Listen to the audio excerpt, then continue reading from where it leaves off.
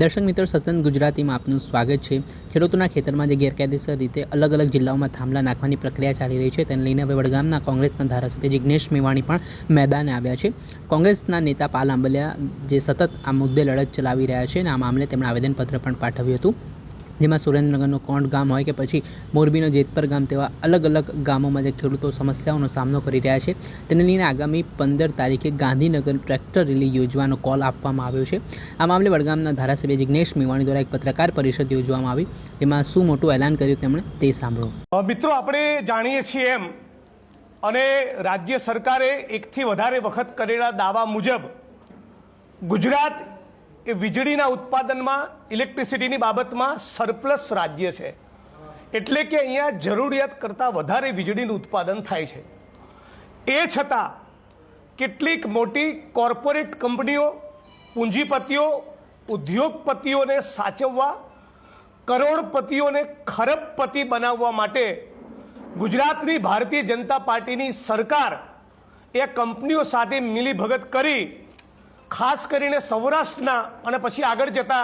ગુજરાતના 26 જેટલા જિલ્લાઓમાં ખેડૂતોની સદંતર મરજીની વિરુદ્ધ એમના ખેતરમાં બળજબરીપૂર્વક દાદાગીરી કરીને વીજળીના થાંભલા નાખી રહ્યા છે। આ વીજળીના થાંભલા નાખી રહ્યા છે એ દરમિયાન પોલીસ પ્રશાસન જે પ્રમાણેની જબરદસ્તી અને જોર જુલમ વર્તાવી રહ્યા છે, જે પ્રમાણે બેન દીકરીઓ માતાઓને સુરેન્દ્રનગર જિલ્લાના ધ્રાંગધ્રા તાલુકાના કોંટ ગામે, સાપકડા મોરબીના ગામે,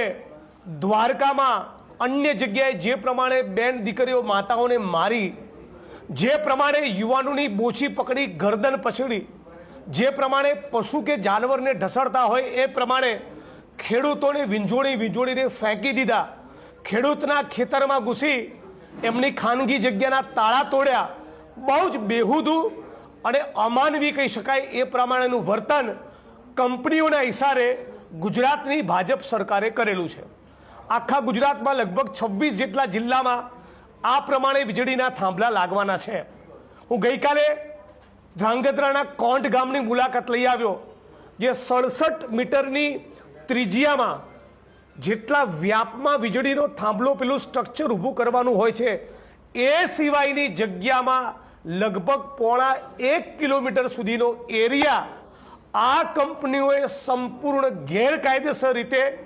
કાનૂન, બંધારણ, કાયદાકીય જોગવાઈઓની ઉપરવટ જઈ ખેડૂતોની મરજીની વિરુદ્ધ, જાણે ખેડૂતોનું કોઈ અસ્તિત્વ જ ના હોય એ પ્રમાણે ચારે બાજુ દોરડા ખેંચેલા છે, પોતાનો માલ સામાન પાથરેલો છે, એટલે કે ખેડૂતોની ખેતીની જમીનની વપરાશ એ કલેક્ટરે આપેલી પરવાનગી સિવાય કરવાની,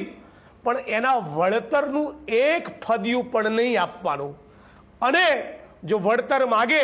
તો પોલીસને આગળ ધરી બેફામ રીતે એમની સાથે મારકૂટ કરવાની। એટલે આ બધાની વિરુદ્ધમાં કોંગ્રેસ પાર્ટી અને 23 જેટલા કિસાન સંગઠનો દ્વારા, ખાસ કરીને કિસાન સંઘર્ષ સમિતિ દ્વારા અમે બધાએ 15મી તારીખે